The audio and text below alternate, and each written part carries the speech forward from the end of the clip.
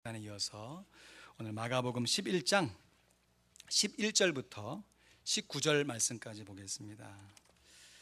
여러분 성경을 다 찾으셔서 마가복음 11장 11절부터 19절까지 말씀 저 여러분 한 목소리로 봉독하겠습니다. 마가복음 11장 11절부터 19절까지 말씀입니다. 우리 같이 한 목소리로 봉독합니다. 시작. 예수께서 예루살렘에 이르러 성전에 들어가사 모든 것을 둘러보시고 때가 이미 저물매 12 제자를 데리시고 베다니에 나가시다. 이튿날 저희가 베다니에서 나왔을 때에 예수께서 시장하신지라 멀리서 잎사귀 있는 한 무화과 나무를 보시고 혹 그 나무에 무엇이 있을까 하여 가셨더니 가서 보신즉 잎사귀 외에 아무것도 없더라. 이는 무화과의 때가 아님이라. 예수께서 나무에게 일러 가라사대 이제부터 영원토록 사람이 내게서 열매를 따먹지 못하리라 하시니 제자들이 이를 듣더라. 저희가 예루살렘에 들어가니라.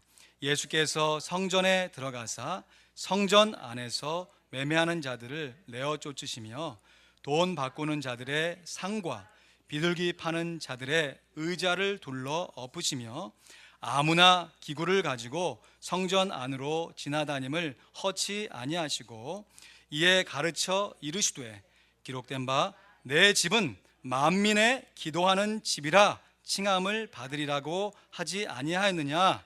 너희는 강도의 구려를 만들었도다 하시매 대제사장들과 서기관들이 듣고 예수를 어떻게 멸할까 하고 꾀하니 이는 무리가 다 그의 교훈을 기히 여김으로 그를 두려워하밀러라. 매양 저물매 저희가 성 밖으로 나가더라. 아멘. 열매를 맺는 가을을 맞아서 특별 9월 한 달 동안 마가복음 11장 말씀을 묵상하고 있습니다. 우리가 신앙생활하면서 반드시 맺어야 할 중요한 4가지 열매를 생각해 보고 있는데요. 지난 시간에 겸손의 열매를 맺자에 이어서 오늘 마가복음 11장 두 번째 설교로 기도의 열매를 맺자라는 제목으로 하나님의 말씀 나누고자 합니다. 우리 좌우 옆 사람 한번 보시면서 기도의 열매를 맺읍시다 인사하실까요? 기도의 열매를 맺읍시다. 아멘, 아멘. 여러분 다락방 카톡을 통해서 이번 태풍에 대비해서 준비해야 되는 요령에 대해서 안내 말씀을 받으신 줄로 압니다. 얼마 전까지만 해도요, 자연재해라고 하는 것은 정말 갑작스럽게 당할 수밖에 없는 것이었습니다. 느닷없이. 그런데 그러한 자연의 재해를 이제는 과학이 참 많이 발달해서 어느 정도는 대비하고 미리 대처할 수 있는 여유가 생겼습니다. 얼마나 감사한지요. 그럼에도 이렇게 자연의 재해를 대비하는 우리의 분주함 가운데서 예수님께서 책망하셨던 책망의 말씀이 제 마음 가운데 참 이것을 어찌할꼬 하는 마음으로 대하게 됩니다. 마태복음 16장 말씀해 보면요, 바리새인들과 사두개인들이 예수님을 시험하고자 하늘로서 오는 표적을 예수님께 구합니다. 그때 2절 3절 말씀해 보니까 예수께서 대답하여 가라사대 너희가 저녁에 하늘이 붉으면 날이 좋겠다 하고 아침에 하늘이 붉고 흐리면 오늘은 날이 굳겠다 하나니 너희가 천기는 분별할 줄 알면서 시대의 표적은 분별할 수 없느냐 하고 책망하셨습니다. 여러분 우리들이 천기를 분별하는 것, 그래서 그날 되어질 일들을 미리 계획하고 그 계획에 맞춰서 성실하게 살아가는 것은 정말 우리 인생 가운데 소중한 것이에요. 나름 열심히 살아가는 인생도 중요하지만요, 정말로 중요한 것은 하나님의 뜻을 헤아리고 그 뜻에 맞게 순종하여 살아가는 일인 줄로 믿습니다. 여러분 우리가 신년부터 거의 매주 빠지지 않고 너의 길을 여호와께 맡기라. 저를 의지하면 저가 이루십니다. 아멘입니까? 아멘. 그 말씀을 되뇌우며 살고 있습니다. 그러면 우리들이 구체적으로 하나님을 의지하여서 살아가는 것이 무엇인가? 하나님의 뜻을 알고 그 뜻에 순종하여 살아가는 것이 구체적으로 어떤 모습인가 하는 것이에요. 여러 가지 중요한 교훈이 있겠지만 그 중에 가장 중요한 것은 우리가 기도하는 사람이 되는 것입니다. 내가 기도해서 기도한 대로 어떤 응답을 받는 것도 중요하지만 그 전에 그렇게 응답받기 위해서 내가 기도하는 기도의 사람이 되는 것이에요. 하나님께서는 우리에게 말씀하여 주시고 우리는 하나님께 기도를 드리는 것입니다. 그래서 하나님의 말씀과 우리들의 기도로 우리들이 거룩해져 가는 것이죠. 우리 예수님은 말씀이 육신이 되어 이 땅에 오신 하나님의 아들이심에 그럼에도 불구하고 예수님께서 얼마나 이 땅 가운데 기도하셨는지, 예수님을 한 단어로 표현하라면 예수님은 기도하는 사람이셨습니다. 그것도 한결같이 꾸준하게 기도하셨던 기도의 사람이었습니다. 마가복음 1장 말씀에 보면 예수님께서 제자를 부르시고 이제 실제적으로 공생애를 시작하시면서 여러 사역을 감당하실 때 일상의 바쁜 일과 속에서 기도하셨던 예수님을 이렇게 소개하고 있습니다. 35절 말씀에 새벽 오히려 미명에 예수께서 일어나 나가 한적한 곳으로 가서 거기서 뭐 하셨다고요? 기도하시더니. 예수님께서 소위 기도원에 가셔서 기도한 것이 아니에요. 시간이 많이 남아서 시간 때우기식으로 기도한 것이 아니고요. 예수님께서 많은 병자들이 줄 서서 예수님을 만나시려고 할 때 그 바쁜 시간을 쪼개고 그 바쁜 와정 가운데 말씀해 보니까 식사할 겨를도 없다. 그 바쁜 와중 속에서 예수님께서 기도할 시간을 확보하고자 하신 것이 바로 새벽 미명에 일어나셔서 다른 사람에게 구애받지 않고 한적한 곳으로 가셔서 기도하셨던 것이죠. 여러분, 기도는요, 한가한 사람들이 시간 죽이기 위해서 하는 놀이가 아니죠. 오히려 기도는 최선을 다해서 자기 인생을 성실하게 살고자 하는 사람들이 내 인생 하나님만 의지하여 살겠다 하면서 자기의 겸손한 마음을 표현하여 하나님 앞에 드리는 것이 기도인 것입니다. 그래서 겸손한 사람은 기도의 사람이 될 수 있어요. 기도의 사람은 겸손한 사람이 될 수 있는 것이지요. 우리 만왕의 왕이신 예수님께서 지난 본문에 보니까 이 겸손의 왕으로 이 땅에 오셔서 어린 나귀를 타시고 예루살렘에 입성하셨잖아요. 그리고 오늘 본문 첫 번째 11절 말씀에 보니까 예수께서 예루살렘에 이르러 성전에 들어가사 모든 것을 둘러보시고 때가 이미 저물매 12 제자를 데리시고 베다니에 나가시다 했습니다. 예수님께서 예루살렘 성전에 입성하신 것은 다른 모든 일들 보기 위해서가 아니라 어디에 들어가시고자? 성전에 들어가시고자. 그러니까 예수님의 관심은 예루살렘 성전에 있었던 것이지요. 그리고 바로 다음 날에 예수님께서 언뜻 보면 또 쉽게 이해되지 않는 행동을 하시는 것처럼 보여요. 그 이튿날에 이 베다니에서 제자들과 함께 또 나왔을 때 예수님께서 시장하셨다고 그랬습니다. 상당히 배가 고프셨던 것 같아요. 근데 이어지는 13절 14절 말씀에 보니까 우리 다 함께 읽어볼까요? 시작. 멀리서 잎사귀 있는 한 무화과 나무를 보시고 혹 그 나무에 무엇이 있을까 하여 가셨더니 가서 보신즉 잎사귀 외에 아무것도 없더라. 이는 무화과의 때가 아님이라. 예수께서 나무에게 일러 가라사대 이제부터 영원토록 사람이 내게서 열매를 따먹지 못하리라 하시니 제자들이 이를 듣더라. 여러분, 제자들이 빠지지 않고 중간중간 계속해서 나오죠. 제자들을 데리시고 밖으로 가셨다가 제자들과 함께 예루살렘 성으로 가시는데 그 되어지는 모든 과정을 누가 들었다고요? 제자들이 듣고 있습니다. 여러분, 예수님께서는요 마음이 겸손하시고 온유하신 분이십니다. 말로만 그렇게 하신 것이 아니라 실제로 행동으로 겸손하셔서 어린 나귀를 타고 예루살렘에 입성하셨잖아요. 그런데 아무리 시장하셔도 그렇지 저도 좀 배가 상당히 고프면 갑작스럽게 이렇게 돌발 행동할 때도 있습니다. 한사가 막 귀찮고 스트레스 받아서 뭔가를 빨리 먹어야 안정이 되는 순간이 있기는 해요. 그렇지만 분명히 무화과의 때가 아님이라고 했잖아요. 아직 때가 되지 않는, 그래서 열매가 없어 보이는 무화과 나무를 향해서 이제부터 영원토록 사람이 내게서 열매를 따먹지 못하리라. 무슨 말이에요? 이제부터 너는 열매 하나도 달리지 않는 나무로 평생 살 것이야. 여러분, 이건 저주에 가까운 말씀이죠.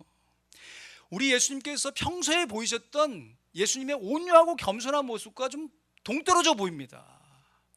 우리 예수님이 특별히 병든 자에게 의원이 필요하다, 죄인들에게 구주가 필요하다 말씀하시면서 일반적으로 잘 살고 있는 사람들보다 그렇지 못하고 조금 어려움 가운데 있는 사람들을 더 보듬어 주셨잖아요.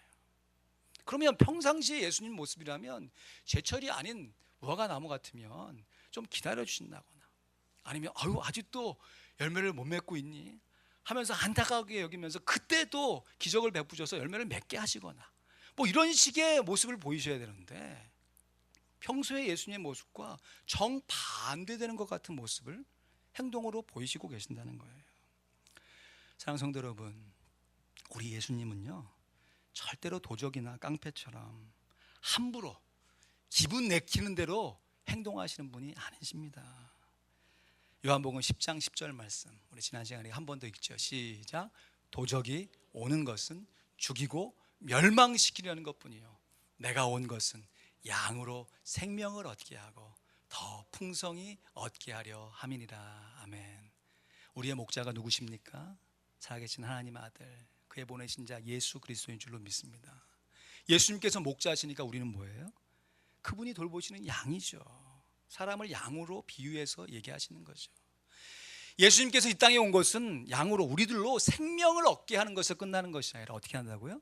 더 풍성히 얻게 하려 하심이라.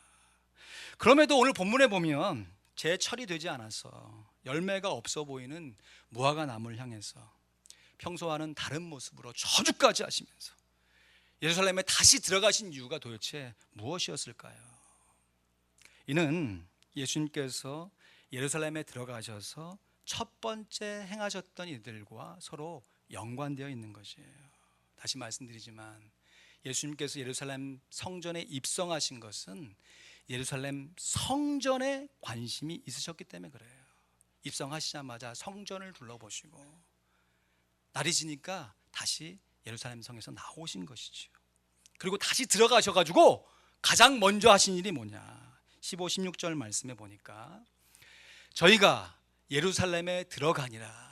그리고 바로 예수님께서 성전에 들어가사 성전 안에서 매매하는 자들을 내어 쫓으시며 돈 바꾸는 자들의 상과 비둘기 파는 자들의 의자를 둘러 엎으시며 아무나 기구를 가지고 성전 안으로 지나다님을 허치 아니하시고 했습니다.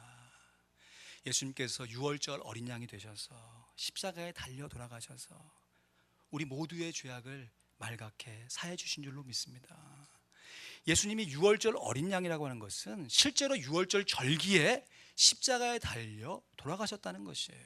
그러니까 이 당시에 예루살렘 성전에는 유월절을 지키고자 많은 사람들이 모여 있던 것이죠. 원근각지에서 가까이 있는 사람들은 자기의 기르던 가축들을 끌고 왔겠지만 멀리서 온 사람들은 어떻게 해요? 그것을 끌고 오는 수고가 너무 심하니까 자기 나라에서 쓰던 화폐들을 그냥 다 갖고 온 거죠. 그 돈들.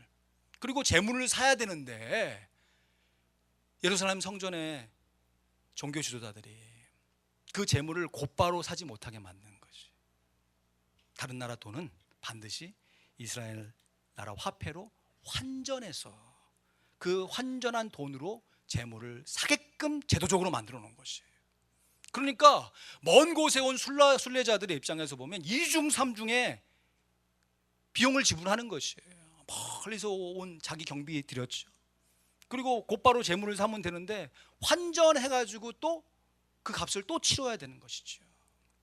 우리들도 미국 살다가 가끔 한국이나 다른 나라에 여행할 기회가 되면 뭐 달러로도 곧바로 뭐 물건 사기도 하지만 뭐 조그만 것 이런 것들은 다 환전해서 사용하잖아요. 그러면 환전을 하게 되면 내가 갖고 있는 그 화폐의 그 가치보다 더 높게 쳐줍니까? 낮게 쳐줍니까? 당연히 낮게 쳐주죠. 그걸로 인해서 경제가 돌아가니까. 그것이 무역이니까. 우리가 어느 정도 이해를 하기 때문에 조금 손해를 보더라도 그래, 그래도 바꿔 쓸 수 있는 이것이 얼마나 감사해 하면서 그냥 그렇게 환전해서 쓴단 말이에요. 근데 이 당시에 종교 지도자들이 어떤 면에서 보면 재물의 값보다 돈을 환전하는 것에 더 큰 이득을 취하게 만들려고 제도적으로 그렇게 만들어 놓고, 그래서 예수님께서 성전 안에 들어가셔가지고, 잘 보십시오, 성전 안에서 매매하는 자들을 내어줘 주세요. 상거래 이게 중요한 게 아니다 그러면서 돈 바꾸는 자들의 상, 환전상들의 그 책상들 뒤엎으신 것이죠. 그러면서 이어지는 말씀이 보니까 비둘기 파는 자들의 의자를 둘러엎으셨다. 일반적으로 하나님 앞에 비둘기를 드렸던 사람들은 경제적으로 넉넉한 사람이었습니까? 부족한 사람이었습니까? 부족한 사람들이었죠. 부자들은 소나 양 남보란 듯이 막 하면서 그 제사가 진행되는 시간도 길고 그 얻어지는 그 풍성한 그 제사 의식에 보란 듯이 자기의 재물을 과시하는데, 그래도 하나님 앞에 제사는 드려야겠는데 경제적으로 연약하니까 그 어린 방구 비둘기 못 꺾어가지고 제사 드리려고 하는데, 지금 이 말씀의 뉘앙스가 뭐예요?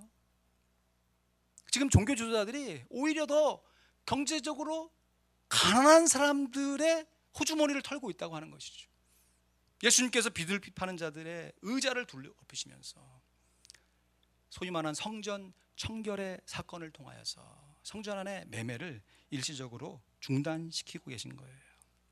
그러니까 이어지는 18절 말씀에 보니까 종교 지도자들이, 대제사장들과 서기관들이 듣고 예수를 어떻게 멸할까 하고 꾀하니 이는 무리가 다 그의 교훈을 기히 여김으로 그를 두려워함이니라.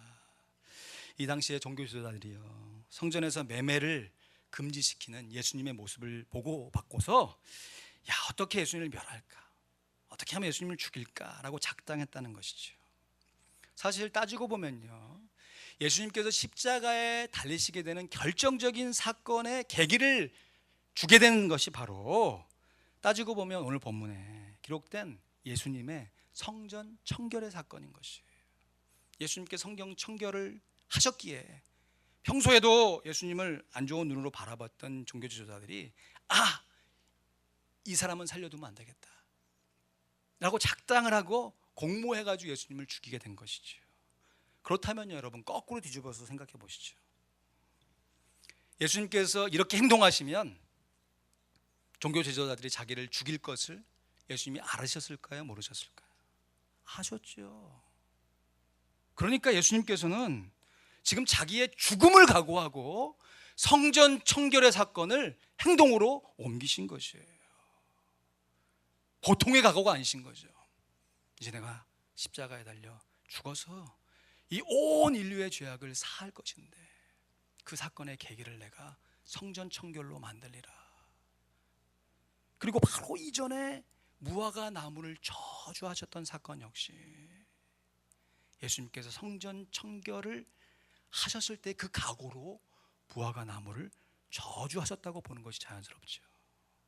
그러니 예수님께서 무화과 나무를 저주하신 것은요, 평소와 다르게 이상한 행동을 하신 것이 아니라, 배고프셔가지고 막 행동하신 것이 아니라 의도적으로 이제 곧 성전에 들어가서 가난한 자들의 호주머니를 털고 부당하게 이익을 취하고 있는 종교 지도자들을 빗대어서 미리 저주하신 것이라 볼 수 있는 것입니다. 여러분, 이러한 심정으로 오늘 본문 17절 말씀, 예수님의 심정을 가지고 우리 17절 말씀 같이 읽습니다. 시작. 이에 가르쳐 이르시되 기록된 바 내 집은 만민의 기도하는 집이라 칭함을 받으리라 하지 아니하였느냐. 너희는 강도의 구려를 만들었도다 하시매. 예수님께서 그토록 바라보시는 성전의 열매, 그것은 곧 기도의 열매이셨던 것이에요. 내 집은 만민이 기도하는 기도의 집이 되어야 되는데 너희들의 현실의 이득을 부당하게 취하느라고 강도의 집으로 만들었다. 여러분, 구약 이스라엘 백성들에게는 건물로 세워진 그 성전이 그들에게 성전이었습니다. 그러나 예수 그리스도의 십자가의 구원과 부활의 은혜를 경험한 우리들에게 오늘날 우리들에게 무엇이 바로 성전입니까? 내 자신, 성령님을 담지하고 성령님과 동행하고 있는 내 마음이 하나님 앞에서 성전인 것이죠. 사도 바울이 고린도전서 3장 16절에 이렇게 권면하지 않습니까? 너희가 하나님의 성전인 것과 우리가 하나님의 성전입니다. 하나님의 성령이 너희 안에 거하시는 것을 알지 못하느냐. 여러분, 여기서 끝나는 것이 아니라 17절 말씀 누구든지 같이 읽습니다. 시작. 누구든지 하나님의 성전을 더럽히면 하나님이 그 사람을 멸하시리라. 하나님의 성전은 거룩하니 너희도 그러하니라. 여러분, 우리가 하나님의 말씀과 우리들의 기도로 거룩해져 가는 줄로 믿습니다. 그런데 우리가 말씀 생활하지 아니하고 기도 생활하지 아니하면 말씀과 기도 없이 우리가 교회에서 이루어지는 여러 가지 사역을 한들 잎만 무성한 무화과 나무처럼 정말 예수님께서 바라보고 원하시는 그 기도의 열매가 없이 우리가 어떤 종교적인 의식과 우리가 행하는 우리의 바쁨으로 인해서 내 스스로는 하나님 앞에 나아가고 있다고 하지만 예수님으로부터 책망을 넘어선 저주를 받는 모습은 있지 않는지 오늘 말씀을 통해서 우리 자신의 모습을 점검해 봐야 하는 것이죠. 여러분, 구약 이스라엘 백성들에게 성전에서 1년 365일 동안 하루도 빠짐없이 끊임없이 쉬지 않고 행해야 했던 성전의 일이 바로 분향단을 유지하는 것입니다. 향단에 향을 펴놓고 그 향이 성소 안에 가득히 찰 수 있도록 그 일을 제사장들이 순번을 정하면서 하루도 빠짐없이 그 일을 해야 했던 것이에요. 오늘날 우리의 마음의 성소 안에 쉬지 말고 기도하라 라고 하는 하나님의 명령에 우리가 순종할 때 1년 365일 쉬지 않고 기도하는, 무시로 기도하는, 성령 안에서 기도하는 우리의 삶이 되어질 때 하나님께서 우리의 마음의 성소를 바라보면서 이는 만민이 기도하는 기도의 집이다 라고 칭찬해 주시는 것이죠. 예수님께서 이 말씀을 하신 것은 구약 이사야 선지자의 예언의 말씀을 빗대어서 하신 것입니다. 이사야 56장 7절 말씀에 보니까 같이 읽습니다. 시작. 내가 그를 나의 성산으로 인도하여 기도하는 내 집에서 그들을 기쁘게 할 것이며 그들의 번제와 희생은 나의 단에서 기꺼이 받게 되리니 이는 내 집은 만민의 기도하는 집이라 일컬음이 될 것임이니라. 아멘. 여러분, 하나님 앞에 예배드리고 구약에서는 그 제사 드리는 것이 소용이 없다는 얘기가 아니에요. 필요합니다. 예수님께서 그들의 번제와 희생은 나의 단에서 기꺼이 받게 될 것이다. 내가 정말 기쁨으로 너희들이 드리는 그 제사를 내가 다 받을 것이다. 왜냐하면 전제가 있지요. 내 집이 뭐가 될 때? 만민의 기도하는 집이라 일컬음을 받게 되는 그 일을 감당할 때 그렇게 된다는 것이죠. 하나님의 성전은 만민이 기도하는 기도의 집으로 불려야 하는데 이 당시의 종교 지도자들이 겉으로 행하는 제사의식은 남아있는데 그 알맹이가 빠진 것이죠. 기도 없이 제사를 드리는 것이 오늘날 우리의 모습으로 보면 기도 없이 사역하는 것입니다.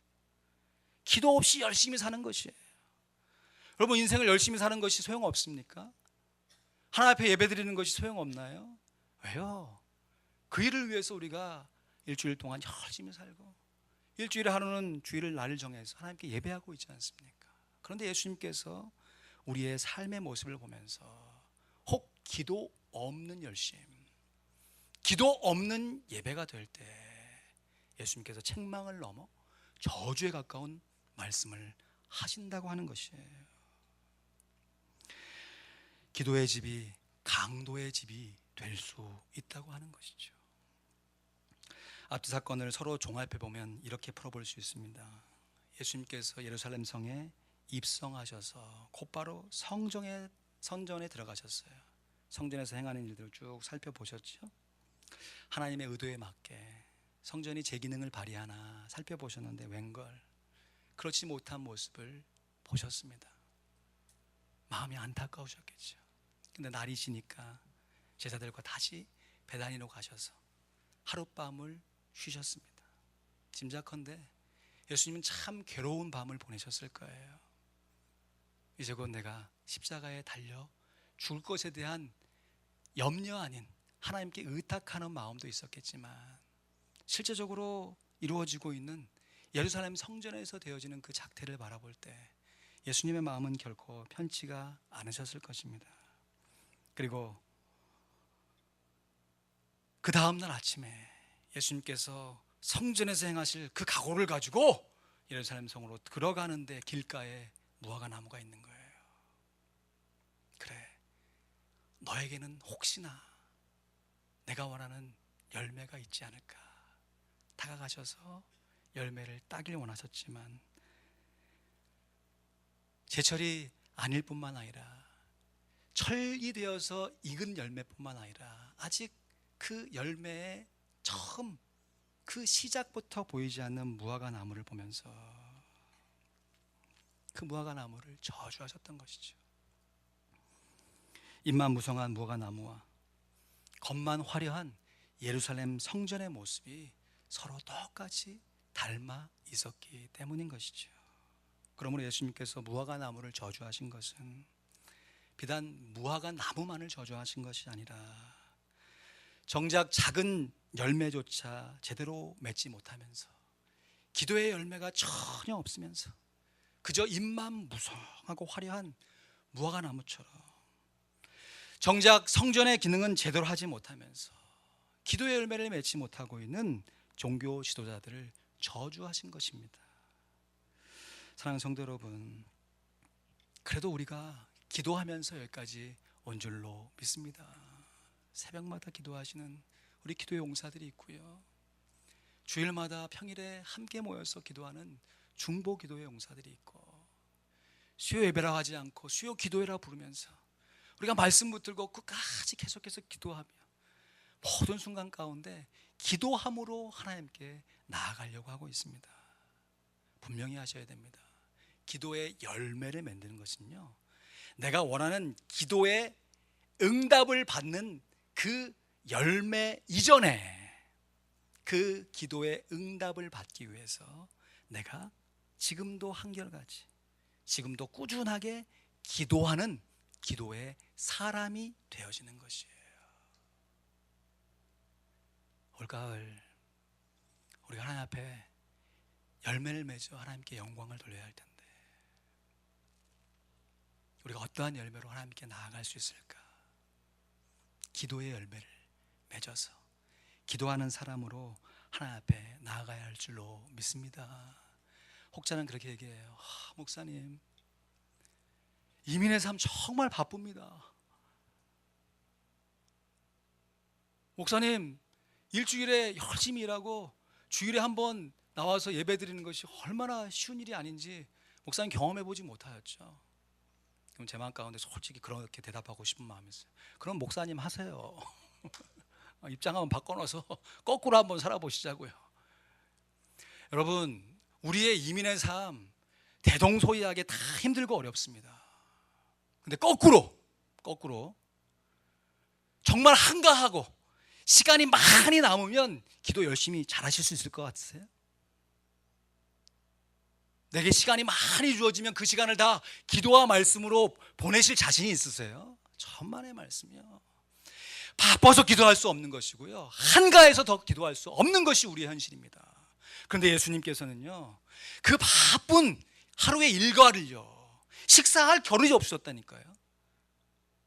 그 바쁜 일과에 시간을 쪼개서 내신 것이 새벽 미명에 일어나셔서 한적한 곳으로 가셔서 기도하신 것이에요.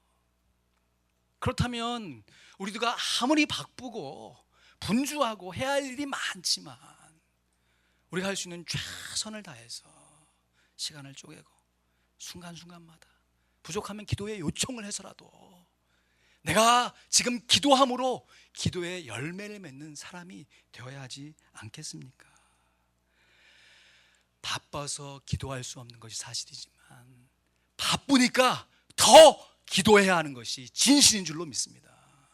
여러분, 우리가 해야 할 일이 많기 때문에 그 일들을 하나님의 은혜 가운데 잘 처리할 수 있도록 위해서 기도해야 되고요, 그 일이 잘 되건 안 되어지면 하나님의 도우심을, 잘 되어지면 내가 교만해지지 않고 겸손해지기를 위해서 우리가 항상 쉬지 말고 기도해야 하는 것이죠. 그래서 기도하는 사람은 자기 자신을 의지하지 않습니다. 우리의 죄성 조금만 되어지면 다른 사람하고 비교해서 꼭 하는 마음, 조금만 못하면 다른 사람하고 비교해서 기죽는 마음, 그 하루에도 수없이 변화가는 우리의 연약한 마음을 우리가 어떻게 유지하고 견고함을 하나님 앞에 드릴 수 있냐 하는 것이에요. 하나님께서 영적으로 그렇게 줄 수 있는 두 가지 방법, 하나님의 말씀을 품고 기도함으로 하나님만 의지하여 살 수 있는 하나님의 사람으로 세워주시는 줄로 믿습니다. 그래서 기도하는 사람이야말로 하나님만을 의지함으로 하나님 앞에서 진정으로 겸손할 수 있는 사람이 될 수 있습니다. 하나님을 의지하여 겸손한 사람만이 인생의 위기가 닥쳤을 때 사람에게 하소연하는 것이 아니고 하나님을 향하여서 한결같이 꾸준하게 기도할 수 있습니다. 기도할 수 있는데 왜 걱정하십니까? 기도하면서 왜 염려하십니까? 주님 앞에 무릎 꿇고 간구해 보세요. 마음을 정결하게 뜻을 다하여 같이 할까요? 기도할 수 있는데 왜 염려하십니까? 기도하면서 왜 방황하십니까?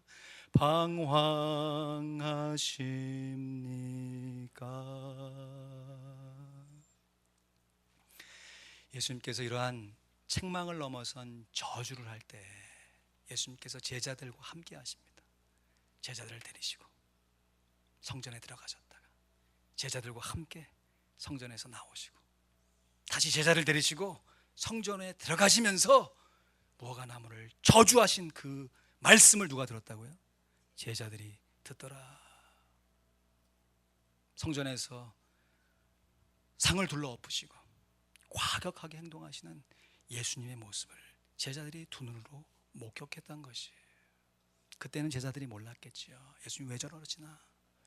왜 평소와 안 하는 행동을 하시는가? 의아해하다. 그러나 나중에 제자들이 분명한 사실을 깨닫고 예수님의 제자들이 기도하는 사람으로 그 환난과 핍박 속에서도 끝까지 주님만을 의지하며 하나님께 영광을 돌릴 수가 있었습니다. 말씀을 맺습니다.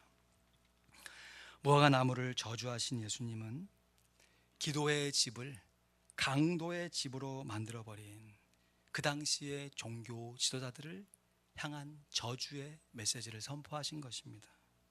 제자를 빙자해서 자신의 이익만을 위해서 매매와 착취했던 그 무성한 활동 가운데 행해지는 이런저런 일들을 그럼에도 불구하고 정작 하나님께서 보시길 원하는 기도의 열매는 하나도 없었던 그 형식적인 모습을 분명하게 질타하셨던 것입니다. 그래서 겸손해야 기도할 수 있고요, 기도해야 겸손할 수 있습니다. 무화과의 때가 아닙니다. 핑계하지 말고요. 우리가 전도할 때 그렇지 않습니까? 때를 얻든지 못 얻든지 하나님의 말씀을 전파하기에 힘써야 돼요. 우리가 기도할 때를 얻든지 기도할 때를 못 얻든지 우리가 항상 기도에 힘써야 하는 것입니다. 이 한 주간 태풍 소식에 귀를 기울이면서 이 천기를 분별하고자 애쓰고 대비하는 우리의 마음의 중심 가운데 그보다 더 분명하게 내가 하나님만 의지하여 살리라. 하나님께서 나의 참 도움이시다 라고 겸손하게 우리의 주어진 환경과 처소에서 기도함으로 기도의 열매를 풍성히 맺어 하나님께 영광 돌리는 우리 모두가 될 수 있기를 주님의 이름으로 간절히 축원드립니다. 기도하시겠습니다.